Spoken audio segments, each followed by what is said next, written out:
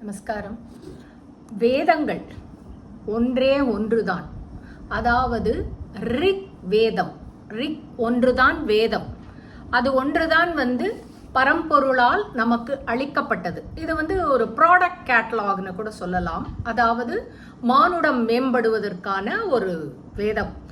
அந்த ரிக் வேதத்தை அதாவது பண்ணாக பாட்டாக பாடப்பட்டது. அதுதான் சாமவேதம் என்று சொல்லப்பட்டது.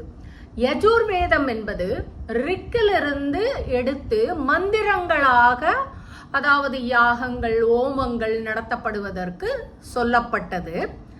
அதாவது ரிக் வேதம் ஒரே ஒரு வேதம்தான். அந்த வேதத்திலிருந்து பண்ணாகவும் மந்திரங்களாகவும் அடுத்தடுத்த நிலைகளுக்கு கொண்டு வரப்பட்டது. ரிக், யஜூர், சாம. யஜூர் வேதங்கள் மந்திரங்கள், சாமம் ரிக்கிலிருந்து எடுக்கப்பட்டு பாடல்களாக பண்ணாக பாடப்பட்டது. இந்த வேதங்கள் மாத்திரம்தான் நடைமுறையில் இருந்தது.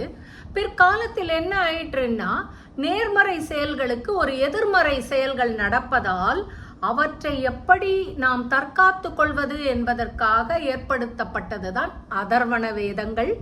அதர்வண வேதங்களில் குண்டலினி சக்தியை பற்றி குறிப்பிடப்பட்டுள்ளது. நன்றி, நமஸ்காரம்.